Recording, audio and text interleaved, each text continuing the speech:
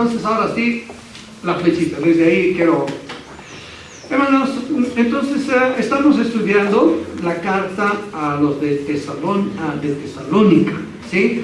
Qué interesante, me gustaría mucho que ustedes, yo estoy seguro que los que han asistido los jueves están ubicadísimos, ¿no?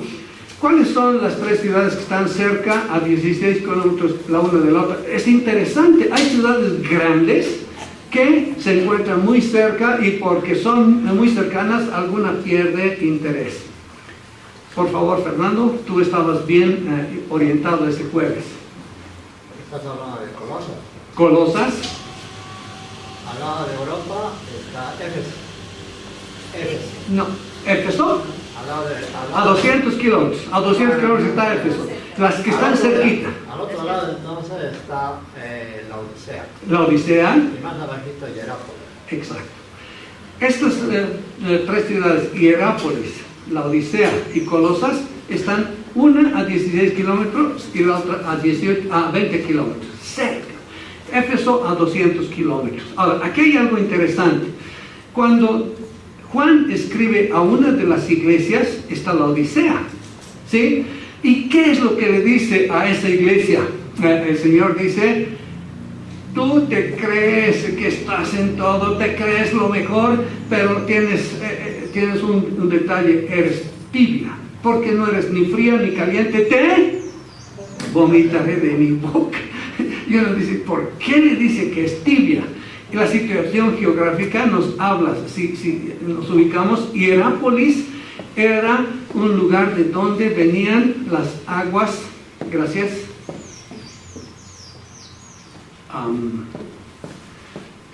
de donde venían las aguas frías, ¿sí? No, de Hierápolis venían las aguas calientes, aguas hirvientes, y de Colosas había un río, Lico se llamaba, y ese río traía agua fría. Y esos dos, esta vertiente y este río se reunían ¿cómo es la iglesia en la Odisea? La última iglesia se reunía en la Odisea y se juntaban esas aguas y ellos, lo único que les tocaba era sentir el agua tibia, ¿no? Y el Señor les dice, por cuanto eres tibio, era una característica de la iglesia también de ese río que estaba tibio, ¿no? Te vomitaré de mi boca. El Señor quiere que seamos o fríos o calientes. ¿Amén? ¿Sí o no? Entonces mejor estar en el mundo que ser tibio. ¿Amén? No, esa no es la aplicación. Cuando dice estar frío, ¿qué está diciéndonos? Es preferible que cuando hay una situación tú seas como un río frío, que no, más bien caliente más la situación. Y cuando dice estás caliente, cuando alguien se está enfriando, que tú tengas esa facultad, ese don de animarle, de levantarle, ¿no? Y si alguien empieza a decaer. ¿Está bien? Eso es lo que quería el Señor hablar a esta iglesia. Hemos visto algunos detalles ese día, pero hoy nos vamos a concentrar en la iglesia de Tesalónica, ¿sí? Primero que nada, entonces, me gustaría, a manera de introducción, es que hemos descubierto o hemos recordado que Dios ha llamado a los discípulos más que a los hermanos, más que a los creyentes. ¿Por qué? Dios ha llamado. Ahora, ¿de cómo llegamos a esa conclusión? Cuando vas al Nuevo Testamento, encontramos más de 120 citas acerca de discípulo en singular y 30 en plural. Pero cuando vas y ves hermanos, son ni 10, y cuando dice creyentes o cristianos solo 3 veces. Entonces, el Señor quería dirigirse a un grupo de personas que sean discípulos. Ahora, si alguien se acuerda, una lección pero fuerte que habla acerca de llamado a los discípulos. El que no toma su cruz y no sigue en pos de mí, no puede ser mi discípulo. El que no niega, la palabra es, a ver, los que van a escuchar, Johnny, por primera vez vas a escuchar, ¿dónde está Johnny? Vas a escuchar esto. El que no aborrece padre, madre, hermanos, hermanas, amigos y lo demás, y me ama a mí, no es digno de mí. No es mi discípulo, más bien quiere decir. ¿Cómo entiendes? Que aborrece, ¿no? O sea, que yo te voy a la casa. ¿Qué te pasa, papá? Tengo que aborrecerte para ser discípulo de Cristo. No era la idea. La palabra aborrece es un hebraísmo que quiere decir amar menos. El que no ama menos a su papá, a su mamá, a sus hermanos, a sus hijos, y me ama más, no es digno de mí. O sea, el Señor exige lealtad primero al Señor. A los demás tenemos que amar. Y de ahí una esposa dijo, yo no me voy a preocupar de mi esposo, sino hasta que él deje de amar menos a Cristo. Porque al momento que deje de amar menos a Cristo, las consecuencias las pagaré yo, porque me va a dejar de amar a mí. Mientras ame a Cristo, su vida va a estar Cristo centrada y yo voy a disfrutar del amor que va a tener conmigo. Entonces, si Cristo es el centro de tu vida, tienes que saber que vas a amar a los demás, porque esa es la ordenanza que Él ha dado. ¿Está claro? Sí, muy bien.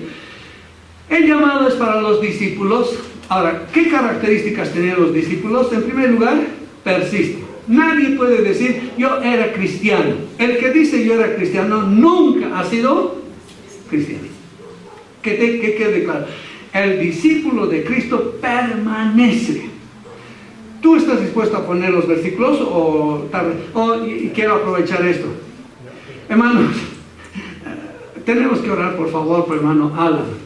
Alan está cada vez más firme en la fe, está comprometido más y más, pero este día no está con nosotros y él tenía que dirigir las alabanzas hoy. Cuando ya mandó las canciones y todo, ya han ensayado y todo, ayer me mandó un mensaje: hermanito, ore por mi salud. Sábado fui a jugar fulbito porque donde trabajo han organizado un partido y sabe que me he lastimado mi pie y creo que no voy a poder caminar. ¿Qué pasa? Dice el médico, no voy a decir que tiene hasta que no tengamos una radiografía o una tomografía. ¿Me vas a avisar, Alancito? Anoche me mandó un mensaje, hermano, no voy a estar. Pensé que era fractura y es fractura doble. Estoy enyesado y no puedo ni caminar. ¿Qué tal? Grave, ¿no? Y un partido. Entonces, ¿qué tenemos que hacer? Apoyar al hermano, que restaure su salud, que su huesito sea prontamente restaurado para que pueda congregarse con nosotros, ¿sí? Entonces, un motivo de oración el domingo. Cuando decía que los discípulos persisten, permanecen, perduran, en 1 Tesalonicenses, a ver un ratito, voy a darle la cita exacta para que no estemos yendo de aquí a allá. Miren, estamos estudiando Tesalonicenses y en 1 Tesalonicenses, un ratito por favor, no, aquí estoy, este es el versículo, estoy en exacto.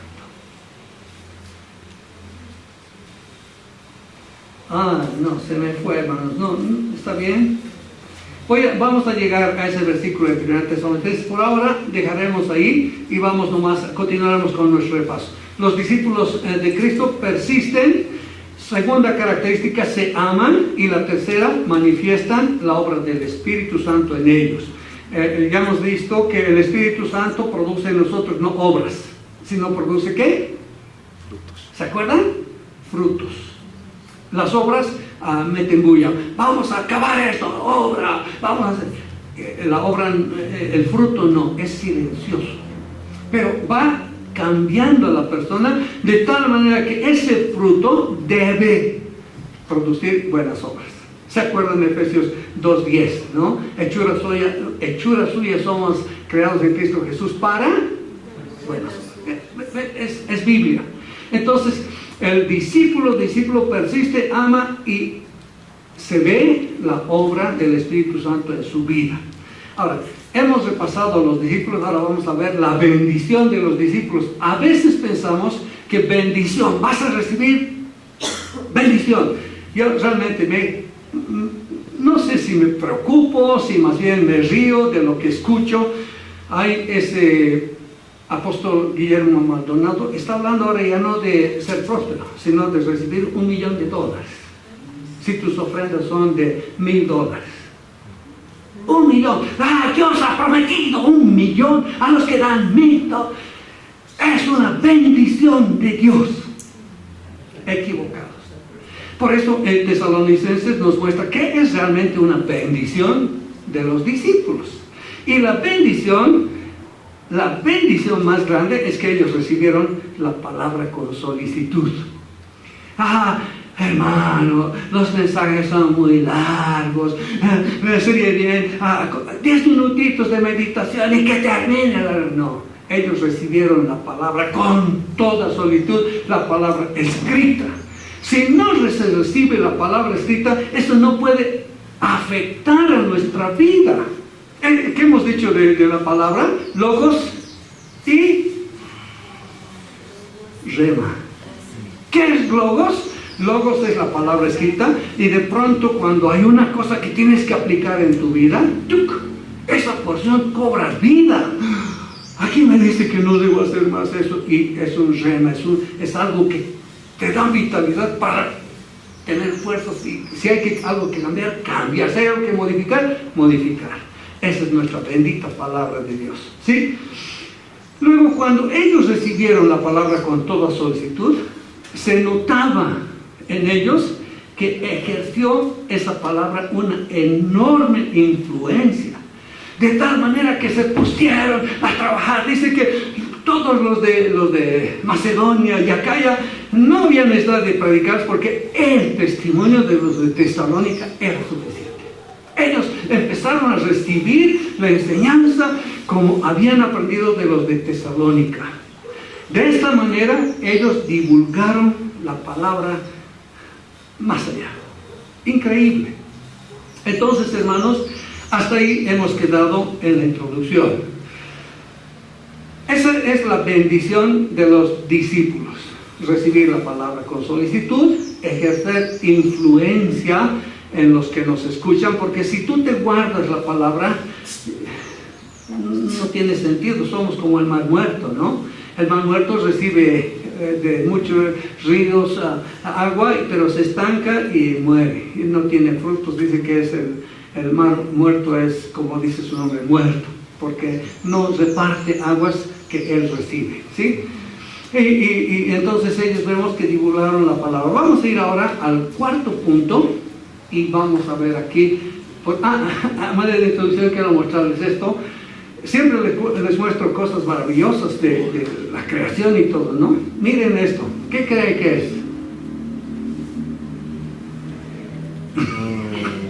A ver, ¿quién se anima? ¿Saben que estoy incursionando en chat? ¿Cómo es inteligencia artificial? Y el anterior domingo he hablado de Sansón, el cordero y el león. Entonces hemos puesto en chat, a ver si en inteligencia artificial, hazme una imagen de un león y un cordero. Y en 2 segundos me muestras la imagen. ¿Es cordero o es león? Miren esta. ¿Es cordero o es león? ¿No? ¿Cómo será? No dice, el cordero, me di la vuelta, no, ahí está el león de la tribu de Judá, me di la vuelta y vi al cordero de Dios, no al cordero como inmolado. ¿Es cordero o es león? Esas imágenes inmediatamente, esa inteligencia artificial sí que va a dejarnos anodados en toda área, en todo aspecto. Nos va a facilitar el trabajo. Dice que ahora es más fácil diseñar, porque tú le pides ayuda y pum, pum, pum, te dan 1000 sugerencias. Increíble. A ver, vamos a ver si hay una imagen. No. Ahora sí. En cuarto lugar, hemos dicho, estamos en recibir la palabra, ejercer enorme influencia y divulgar la palabra. En cuarto lugar, el testimonio de su conversión y su servicio. Vamos a leer el versículo 9 y vamos a orar al Señor. Primera Tesalonicenses 1:9. Si tienes tu Biblia digital o física, mejor que leas en tu Biblia, ¿sí?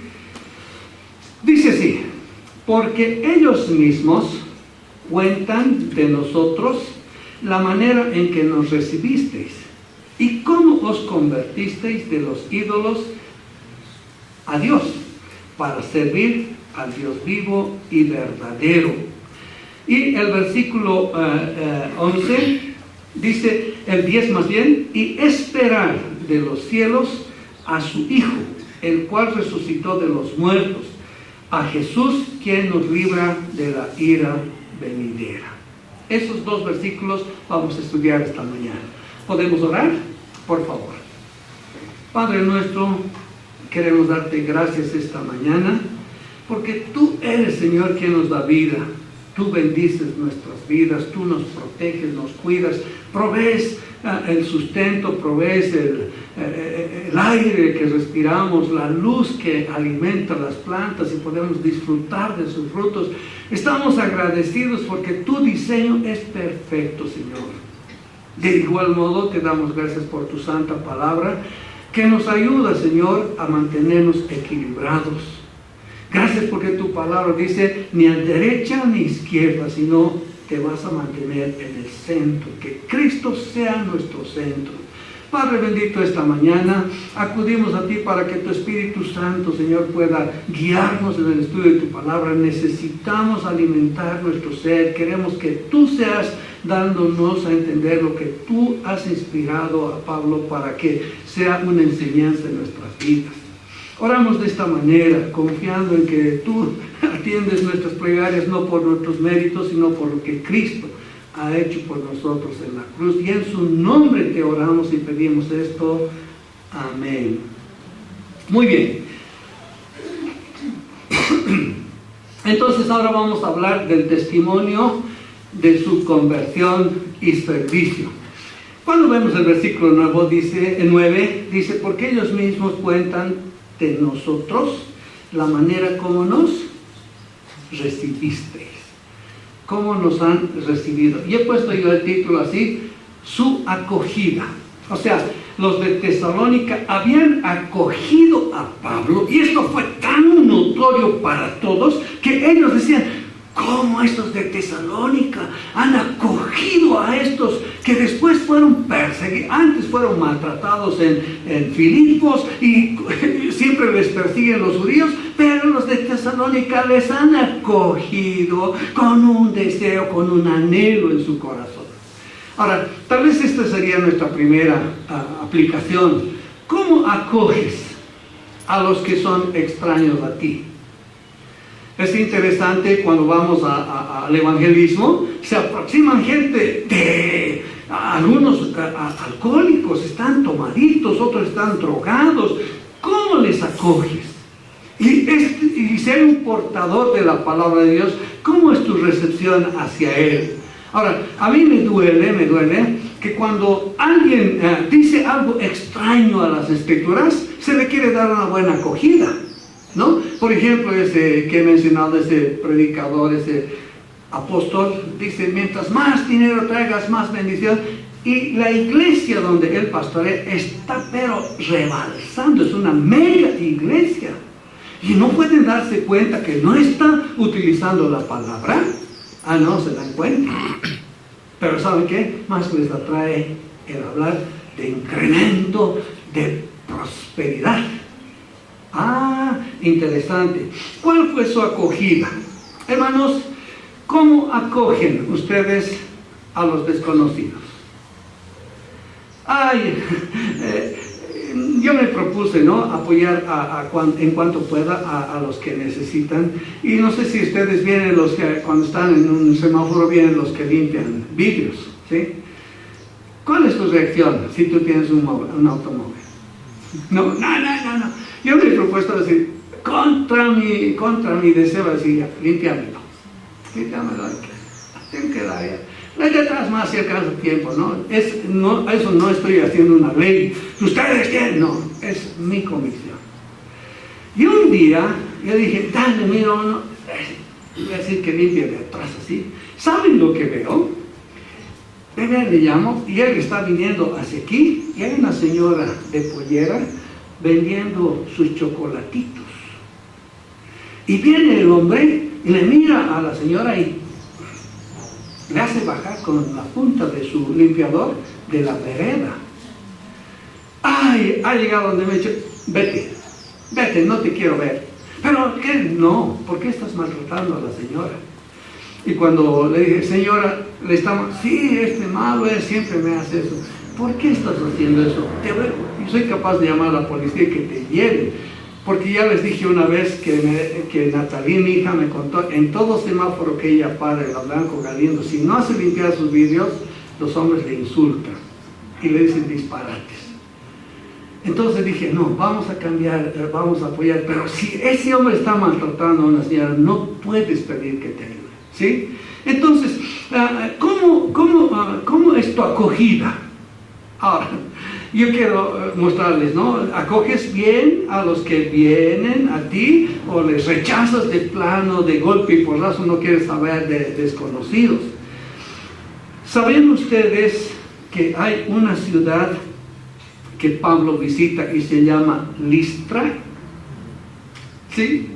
¿Sabes tú cómo le han acogido en Listra? Yo quisiera que donde se predique la palabra se acoja con este fervor como los de Listra. Por eso vamos a descubrir esta mañana. Por favor, abran sus Biblias en Hechos 14, 11 al 19. Es increíble, hermanos. Hechos 14, 11 al 19. Miren lo que dice. No voy a leer todo, pero voy a explicarles. Dice que había un hombre que era cojo de nacimiento, nunca había utilizado su pie desde que nació. Y cuando Pablo llegó a Listra, dijo, oró, porque es interesante lo que dice el pasaje, dice, porque él tenía fe, oró y le restituyó la movilidad de su pie. Ahora sí el 11, mire lo que dice. Entonces la gente, visto lo que Pablo había hecho, alzó la voz diciendo en lengua licaónica, dioses bajo la semejanza de hombres han descendido a nosotros. Y a Bernabé llamaban Júpiter y a Pablo Mercurio, porque este era el que llevaba la palabra. Y el sacerdote de Júpiter, cuyo templo estaba en la ciudad, trajo toros. ¿Para qué? Para sacrificar toros en nombre de esos dioses. No son humanos, son dioses. Dice, cuyo templo estaba en la ciudad, trajo toros y guirnaldas. Yo me imagino con sus, aquí están dioses, dioses. ¿Cómo les han recibido? Increíble. ¿Te gustaría ser recibido así? No, ¿por qué? A ver, Gustavo. Qué lindo que ha venido a predicar Gustavo Achacapata. Traigan guirnaldas y matemos un cordero en honor de Gustavo. ¿No te gustaría? Hermanos, la acogida de los de Tesalónica fue singular, como en Listra. Pero miren, estaban confundiendo, pensando que eran dioses de la mitología griega. Ahora, versículo 14, cuando lo oyeron los apóstoles Bernabé y Pablo, rasgaron sus ropas y se lanzaron entre la multitud, dando voces, diciendo, varones, ¿por qué hacéis esto? Nosotros también somos hombres semejantes a vosotros, que os anunciamos de que estas vanidades, que os anunciamos que de estas vanidades os convertáis a Dios vivo, que hizo el cielo, la tierra, el mar y todo lo que en ellos hay. En las edades pasadas él ha dejado a todas las gentes andar en sus propios caminos, si bien no se dejó a sí mismo sin testimonio, haciendo bien, dándonos lluvia del cielo, tiempos fructíferos, llenando de sustento y de alegría nuestros corazones, y diciendo estas cosas difícilmente lograron impedir que la multitud les ofreciese sacrificio. Bien recibidos. Pero miren el 19. Entonces vinieron unos judíos de Antioquía y de Iconio que persuadieron a la multitud y habiendo apedreado a Pablo le arrastraron fuera de la ciudad pensando que estaba muerto. El jueves compartí que ellos le dejaron por muerto, le apedrearon. Pero pero miren lo que dice el versículo siguiente. Pero rodeándole los discípulos, se levantó y entró en la ciudad y al día siguiente salió con Bernabé para Derbe. ¿Me puedes ayudar, Alejandro? Puedes traerme el ventilador, estoy necesitando ventilación, si no ya no voy a poder manejar el data. Bueno, la tablet, ¿sí? Entonces imagínense, en un santiamén cambian totalmente su convicción y llegan a apedrear a esos dos. ¿Qué recibimiento les han dado? Qué tristeza que ellos están haciendo bien en nombre del Señor, pero en la confusión creen que son dioses y después, influidos por los judíos, son apedreados. No han recibido esa clase no les han acogido de la manera como los de Tesalónica, ¿ya? Casi se puede decir que esta visita a Listra les ha costado la vida, por decir la verdad. Qué bueno hubiera sido que estén callados, ¿no? Y no hubieran sufrido semejante apedreamiento, se puede decir, porque dicen que Pablo fue apedreado, ¿no? Hermanos, estos dioses, interesante lo que dice los datos, que Zeus, para los griegos, en la mitología griega, es Dios del cielo y del trueno, padre de todos los dioses y de los hombres, Zeus. Y Hermes, ¿quién es Hermes? Es el mensajero de Zeus. Esto es interesante, miren. Hermes es el mensajero de Zeus, guía a las almas de los muertos en el infierno. Hermes que se dedica al infierno, no es todo. Dice que él es símbolo de prosperidad entre los vivos y es protector de los viajeros y es protector de los mercaderes y es protector de los ladrones. ¿Qué tal? Es increíble, es increíble. Y entonces ellos tienen un Dios de esa manera y dicen, son esos dioses de Zeus, Hermes. Nada, están siendo perseguidos. Ahora, hermanos, ellos reaccionan ante la influencia de los judíos. Si alguien influye en ti para que cambies de opinión con una falsa noticia, ¿cómo reaccionas tú? Yo siempre pienso en esto, ¿no? De pronto alguien dice, hermano, ¿es verdad que usted ha dicho que no se debe hacer esto? Nunca he dicho tal cosa. Pero en la cocina diciendo, si ustedes han hecho esto, el hermano Fernando se va a molestar.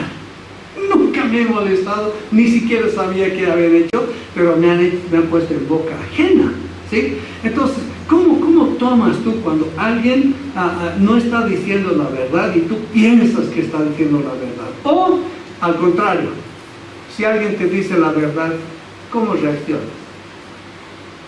Yo nunca me olvido esta mesa. Esta mesa, ustedes van a notar que tiene una debilidad. ¿Cuál sería la debilidad si ustedes observan? Es muy larga y tiene patas muy, muy débiles. Debe tener una pata al centro más para que sea estable. Y un día yo estuve compartiendo aquí y la mesa estaba ahí atrás al fondo. Y un hermano fue y al centro se sentó sobre la mesa. Inmediatamente. Al final terminamos diciendo, no, nunca más te sientes encima de la mesa. ¿Por qué? ¿Por qué no me voy a sentar encima? Porque no es buen ejemplo para los niños.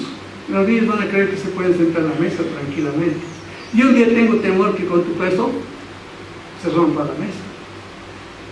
Y cuando te corrigen así, ¿cómo te sientes? No hagas esto, no está bien. Y estiras la jeta o tomas a bien, ¿no? Ellos inmediatamente reaccionaron mal por la influencia de los judíos y sería bien que nosotros entendamos, si alguien nos dice la verdad, es bueno que consideremos que si hay algo que corregir, corrijamos. ¿Sí? Ahora, si hay algo que corregir, no es culpa del que observa lo que tú estás haciendo mal. Es que estás haciendo mal. Entonces no te tienes que tomar con el que te está corrigiendo, sino tienes que tú, a ti misma, a tu misma persona decir, estoy haciendo mal, corregiré lo que está mal. ¿No les parece? Ellos cometieron el error, entre comillas, de ir y predicar el Evangelio. Esa fue la falta. Los judíos estaban disconformes con lo que Pablo y Bernabé habían hecho. Entonces, la acogida en Tesalónica fue singular. Nosotros imitemos su ejemplo. ¿Qué más vemos de ellos cuando hemos puesto el título El testimonio de su conversión y su servicio? En segundo lugar, vemos su conversión, ¿no? ¿Cuál es el testimonio de su conversión? Hermanos, dice ellos aquí, ¿y cómo os convertisteis de los ídolos a Dios? Ese es el segundo punto. ¿Cómo se convirtieron de los ídolos a Dios? ¿Qué es convertirse? Es hacer volver los corazones a Dios. ¿Ya? Es que en tu vida haya un cambio. Hermanos, un cambio. Anoten por favor los que están anotando. Convertirse es que haya un cambio en tu vida inmediato, decisivo y continuo. 3 elementos de una conversión. Cambio inmediato. No puedes decir soy cristiano hace 20 años y no ha cambiado nada en tu vida. No está bien. Tiene que haber cambios en la vida del creyente. Desde que se convirtieron los de Tesalónica a Dios vivo y verdadero, hubo un cambio. ¿Qué decía un pastor? Había un video que cuando era joven escuchaba. Cambio radical, completo y verdadero, decía él. Cambio radical, completo y verdadero. Ahora yo les digo, un cambio inmediato, decisivo y continuo. No puedes cambiar por un momentito. No puedes cambiar así ahora, ¿no? He escuchado a otros decir otra cosa diferente, tal vez voy a tomar eso. No, es decisivo. Tú has decidido seguir a Cristo. Ahora, ese cambio, hermanos, es el resultado de una elección voluntaria. No puede imponer nadie a que se convierta. Muchas veces puede pasar eso. Oye, ¿hasta cuándo? Ya pues, conviértete al Señor. Tienes que convertirte, ¿no? Y cuando eso pasa entre, vamos a decir, una pareja o un papá a sus hijos, tienes que convertirte. Si no le convierte Dios y tú lo haces, estás fallando tremendamente, porque el convertirse de los ídolos a Dios tiene que ser una elección voluntaria. La conversión es un acto voluntario en respuesta a la presentación de la verdad. Yo soy el camino, la verdad y la vida. Nadie viene al Padre sino por mí. ¿Entiendes esa verdad? Y hay un cambio. Hay un cambio total, completo, ¿sí? Dice que cuentan ellos de su conversión. Cuando Dios es el que convierte a un hombre, el hombre cambia enteramente, totalmente, no solamente sus emociones, sino cambia su forma de vivir. Entonces, si el Señor está buscando que te conviertas y tú te conviertes, tiene que haber un cambio, una transformación, ¿sí? Ya no se jacta de su pasada manera de vivir, sino más bien lamenta su pasada manera de vivir, ¿sí? Su mente, su voluntad son transformados. De este modo se da un cambio completo y fundamental en la persona que se ha convertido. Y si hay un cambio en la persona que se ha convertido, ¿saben qué? Eso se va a notar en su conducta exterior, ¿sí? Por eso dice él que ustedes se han convertido, dice, ustedes nos recibieron, ¿y cómo se convirtieron de los ídolos a Dios? Ahora, hermanos, esa conversión voluntaria Pablo quiere resaltar que esa conversión era de los ídolos a Dios. Una forma de idolatría que mayormente se da en los inconversos. ¿Cuál es esa forma? ¿Se acuerda alguien del Salmo 115, 4? Los ídolos de ellos son oro y plata, manos de hombre, obra de manos de hombre, ¿no? Tienen boca, mas no hablan. Tienen ojos, mas no ven. Orejas tienen, oídos tienen, mas no oyen. No palpan con sus manos, no andan con sus pies. Esos son los hombres idólatras que creen en una imagen. ¿Y saben cómo termina ese salmo? Dice, semejantes a ellos son los que confían en esos ídolos. ¿Sí? A ver, dice en el versículo 8, semejantes a ellos son los que los hacen y cualquiera que confía en ellos. Los de Tesalónica eran ese tipo de idólatras. Tenían ahí a sus Zeus, tenían un templo de Zeus, tenían otro templo y eran idólatras. Pero confiaban en alguien que no tenía así. En el Nuevo Testamento Pablo nos aclara. Dice, ¿qué es una imagen? No es nada. En el capítulo 10 de 1 Corintios, una imagen no es nada. Aunque sí, son demonios, dice Pablo. Ellos adoran a los demonios. Eso ha aclarado Pablo en 1 Corintios 10. ¿Ya? Ahora, ¿qué vamos a decir de los creyentes? ¿Será que los creyentes pueden llegar a ser idólatras? Sí. Tienes que poner este pasaje, por favor. Isaías 65, 11. Miren la reprensión que viene de parte de Dios a los de su pueblo que habían decidido inclinarse a la idolatría. Y en este caso va a decir con claridad qué tipo de idolatría es. ¿Ya? ¿Ya está? Dice, pero a ustedes que abandonaron al Señor. Ya ve, ellos seguían al Señor y abandonaron al Señor. Y olvidaron mi monte santo, que preparan la mesa. ¡Uy, qué lindo! Hermanos, aquí el día jueves hice un anuncio. Ruth está viajando a Buenos Aires por 5 semanas.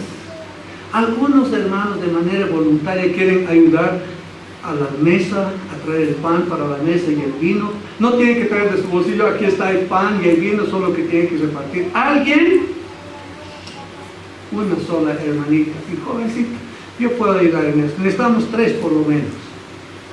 Entonces cuando dice aquí, abandonaron al Señor y olvidaron mi monte santo, que preparan la mesa. ¿Está hablando de la mesa del Señor? Continuaremos. Y llenan las copas con vino.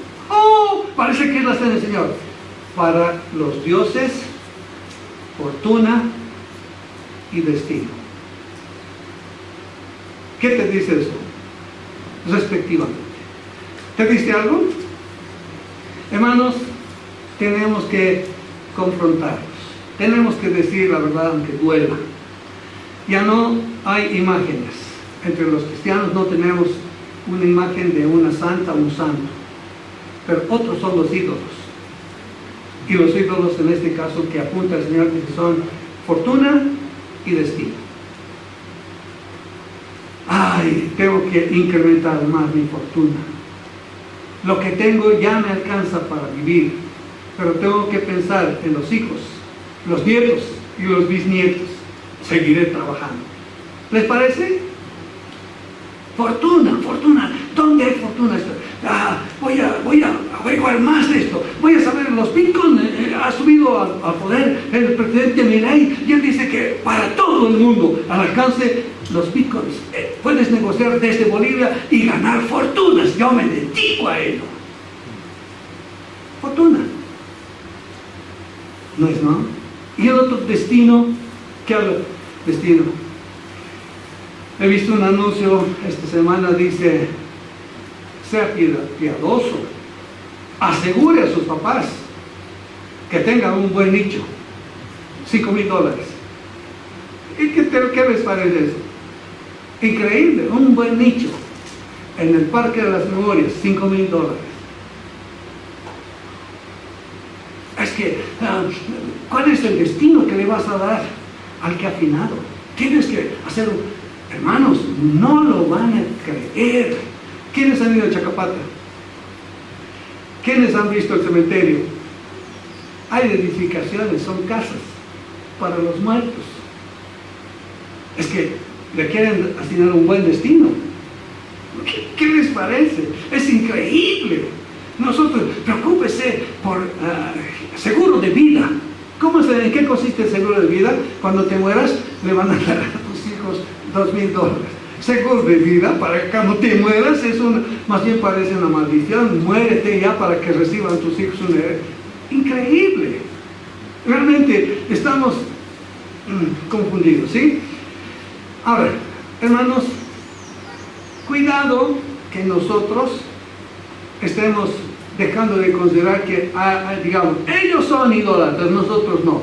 Pero nosotros estamos tras la fortuna y el destino, asegurar nuestro destino.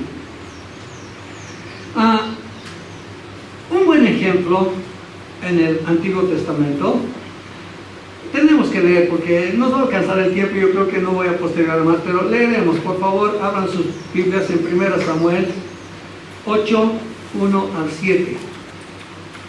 1 Samuel 8, 1 al 7. Dice así. Miren esta tristeza. Aconteció que habiendo Samuel envejecido, puso a sus hijos por jueces sobre Israel. ¿Conocías ese pasaje? Samuel delegando a sus hijos como jueces de Israel. Y el nombre de su hijo primogénito fue Joel. Y el nombre de su segundo, Abías. Y eran jueces en Berseba. Pero no anduvieron los hijos por los caminos de su padre, antes se volvieron tras la avaricia, dejándose sobornar y pervirtiendo el derecho. Entonces todos los ancianos de Israel se juntaron y vinieron a Ramá para ver a Samuel y le dijeron: he aquí tú has envejecido y tus hijos no andan en tus caminos, por tanto constitúyenos ahora un rey que nos juzgue, como tienen todas las naciones. Pero no agradó a Samuel esta palabra que dijeron: danos un rey que nos juzgue. Y Samuel oró a Jehová. Versículo 7 dice: y dijo Jehová a Samuel: oye la voz del pueblo en todo lo que te digan, porque no te han desechado a ti, sino a mí me han desechado para que no reine sobre ellos. Hermanos, ¿cuánto afectó la decisión de estos jóvenes de dejarse sobornar? Hasta que el pueblo pidió un rey. Teniendo el rey de reyes para ellos, dicen: queremos un rey igual que nosotros. Terrible. Así que nosotros consideraremos esta mañana, cuidado con que dejemos en nuestras vidas, entrar a nuestras vidas la idolatría, ¿no?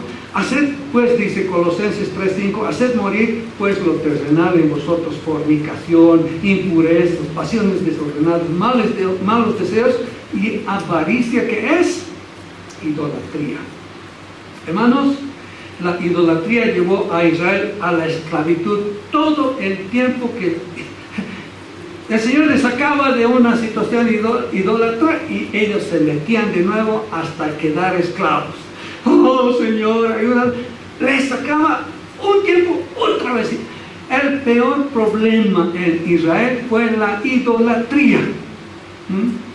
Ahora, en este tiempo no van a cambiar las cosas si nosotros permitimos que entre la idolatría en nuestras vidas, ¿sí?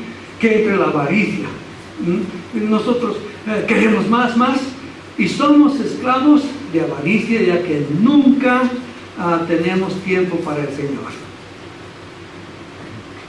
A ver, debemos considerar esta mañana que hay alguien en nuestras vidas que merece el primer lugar. ¿Quién es? Y si yo pongo así: Señor, te serviré cuando me jubile, no está teniendo el primer tiempo. Señor, te voy a jubilar en la vacación, te voy a servir en la vacación, te voy a servir en mi tiempo libre. Te va a servir cuando no haya nada que hacer en casa. Hermanos, cuando no hay nada que hacer en casa. Decimos, ya está, la cocina separada, ya no hay nada más que hacer. Pide la esposa, ¿te has dado cuenta el poquito del baño? ¿No? Poco de baño. Y a veces el esposo para cambiar un poco del baño tarda meses. Al fin logras. ¿Te has dado cuenta que le falta la pestañita? Y siempre hay cosas que hacer. Entonces uno dice, basta. Dios va a tener el primer lugar en mi vida. Aún yo digo, no sé si a cuántos les ha pasado, han decidido darle el primer momento del día al Señor con su devocional diario.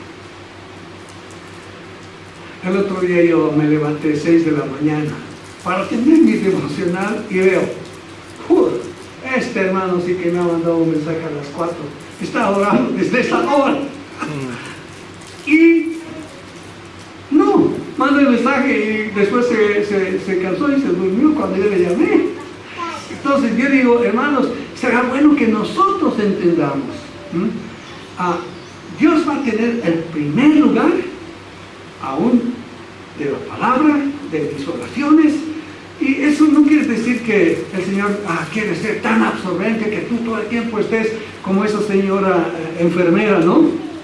Un día yo visité el hospital cuando Charito trabajaba allá y había una señora que le decían, ahí está la cristiana, con sus gatos y sus loros. ¿Qué señora cristiana con sus gatos y sus loros? Quiero conocer a esa señora. Fui y estaba una cristiana ahí. Oh my God, oh my Lord, oh my God, oh my Lord, todo el tiempo en su boca mi God y mi Lord, y los que no lo entendían, con sus gatos y sus loros. Es como decir, con el Jesús en la boca. Pero hermanos, no, el Señor nos da tiempo para que disfrutemos la comunión en la familia, nos da tiempo para que disfrutemos vacaciones, como me he dicho esta mañana, nos da tiempo, pero no podemos poner al Señor en segundo lugar. Él quiere tener el primer lugar si eres verdadero discípulo. Increíble. Las cosas parece que no han cambiado en este tiempo porque no queremos darle el primer lugar, queremos darle lo que sobra y no está bien. Por eso esta iglesia es ejemplar. Ahora, ¿qué más nos muestra en tercer lugar?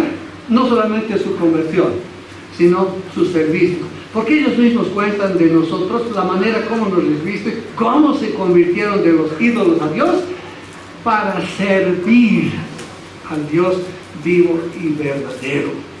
Hermanos, ellos pusieron en su lista de prioridades servicio a Dios primero.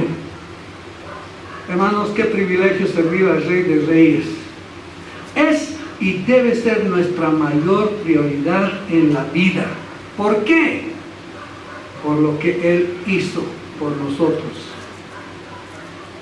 Y por todos murió para que los que viven ya no vivan para sí, sino para aquel que murió por ellos. No por lo que Él hizo solamente, sino por lo que Él hace. Les he contado, ¿no? Un hermano ha venido al borde de la quiebra, quería suicidarse. Su esposa y sus hijos le han quitado sus propiedades. Y sus hijos han sido capacitados de palabra de vida 3 años. Y han ido con falsas acusaciones. Al final las autoridades han dicho, no, esto pertenece al caballero, así que retorne la propiedad a él. Y cuando vino a visitar aquí a Villa Belén por la Kermés, me dijo, ora por mí. Y anoté en mi lista, y hasta el día de hoy oro, todos los días, Edwin su rodilla, Byron su espalda, y Omar su situación desesperada. ¿Saben cuando le digo a Omar, estoy orando por ti? ¿Qué me dice?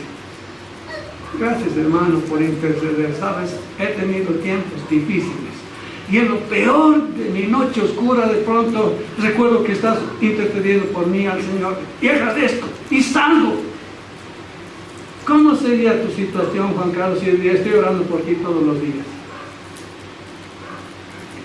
¿Cómo sería tu situación, Pedro, si digo, estoy orando por ti todos los días? Escuchen esto. No solo por lo que hizo, sino por lo que hace. Tú y yo estamos en su lista de oración. Miren, dice Romanos 8:34.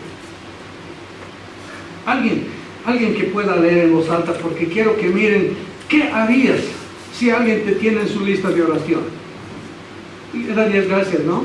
¿Y por qué no consideras de servirle al Señor? Porque miren lo que dice. No, Romanos 8:34, por favor. ¿Quién es el que condenará? Cristo es el que murió, más aún el que también resucitó, el que además está a la diestra de Dios, el que también intercede por nosotros. Estás en su lista de oraciones. ¿Qué hemos visto esta mañana? Dos grandes obras. ¿Cuáles eran las dos grandes obras? La obra de la creación y la obra de la redención. Pero saben, una vez que el Señor Jesucristo terminó la obra de redención y se sentó a la diestra del Padre, comenzó su obra de intercesión. Estás en su lista. Cada vez que te digas al Señor, Señor, estoy en tu lista, he fracasado este día. Ay, estoy en tu lista, Señor, qué victoria me has dado este día. Gracias porque me tienes anotado en tu lista de oraciones. Qué lindo, ¿no? Intercede por nosotros.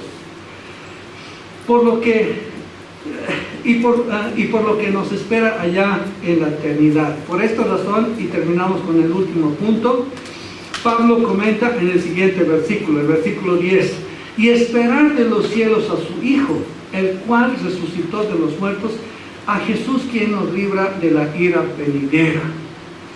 Los de Tesalónica, mis hermanos, nunca dijeron, ¿qué pasó con la promesa de Jesucristo? Que regresaría. Ya murieron nuestros padres y todo sigue igual que cuando el mundo fue creado. ¿Dónde está la promesa de su venida? Todo sigue igual, no, parece que no va a venir. ¿Quién dice eso? Pedro, hablando de algunos que ha escuchado.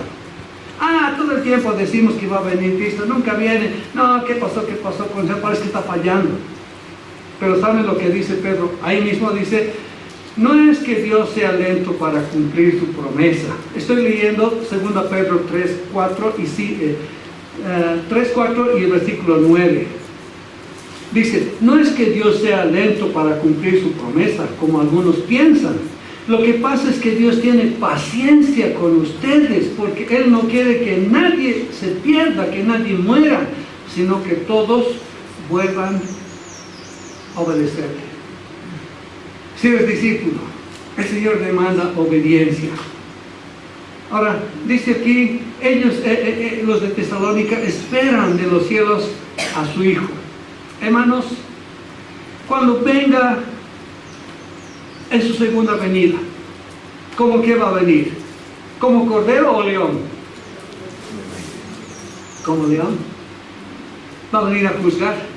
Ahora, no solo va a venir a juzgar, sino que Él a nosotros, aunque ustedes no lo crean, nos libra de la muerte. Ya en este versículo nos está mostrando lo que va a explicar en 1 Tesalonicenses 4:13 al 18. Aquí es un flashazo. Él nos va a librar. Dice, ellos están esperando la promesa que regresaría. Él va a regresar por los suyos. Nosotros no vamos a pasar por la ira venidera. Y este tema lo vamos a tratar en 1 Tesalonicenses 4:13 al 18, como dije. Pero los otros hermanos, los que no son discípulos de Cristo, los que no se identifican con Cristo, van a pasar por dos iras. Apocalipsis 6:16 dice, y decían a los montes y a las peñas, caed sobre nosotros y escondernos del rostro de aquel que está sentado sobre el trono y de la ira del Cordero. Estos hombres que han quedado a la gran tribulación, en vez de acudir a Dios pidiendo perdón, van a acudir a los montes. Montes, Tunari, aplástame, viene la ira del Cordero. Qué terrible. No es todo eso, voy a ver la segunda ira de Dios en Apocalipsis 14:10 dice, Él también, dice, estos son los que van a beber, pero también Él beberá del vino de la ira de Dios, que ha sido vaciado puro en el cáliz de su ira, y será atormentado con fuego y azufre delante de los santos ángeles y del Cordero. ¿Dónde se manifiesta la ira del Cordero con fuego y azufre? En el lago, que arde con fuego y azufre. Esta es la muerte segunda, de la que los que no se aferraron a la promesa de ser salvos por arrepentirse y creer en el Señor Cristo, han perdido la esperanza de ser salvos. Hermanos, tenemos mucho que agradecerle al Señor. A cambio, nosotros por arrepentirnos de nuestros pecados, creer en el Señor Jesucristo como nuestro único y suficiente Salvador, somos y seremos salvos. Anoten esto, somos y seremos. ¿Por qué digo somos y seremos? Les explico. Somos salvos, inmediatamente iniciamos el proceso de santificación. Si tú te arrepientes de tus pecados y crees en el Señor Jesucristo, en ese momento inicias el proceso de la santificación, siendo salvados del poder del pecado. Somos salvados, el pecado ya no tiene poder sobre nosotros. Luego, hermanos, cuando lleguemos a la casa de nuestro Padre, seremos salvados de la presencia del pecado. Ya ven, somos salvados en ese momento del poder pecado y vamos a ser salvados de la presencia del pecado. Ya el pecado no va a existir cuando estemos en la presencia de Dios. Pero no solo eso, podemos decir también que somos salvos, somos justificados inmediatamente en nuestro espíritu. Cuando nosotros somos salvos, en ese momento somos justificados en nuestro espíritu. Pero no acaba ahí, sino que somos santificados progresivamente. La justificación es inmediata, la santificación es un proceso, ¿sí? Y finalmente, los que somos justificados, después santificados, ¿qué vamos a hacer más allá? Glorificados. No se olviden, 3 cositas. Justificados inmediatamente, santificados un proceso y glorificados totalmente cuando estemos en la presencia de Dios.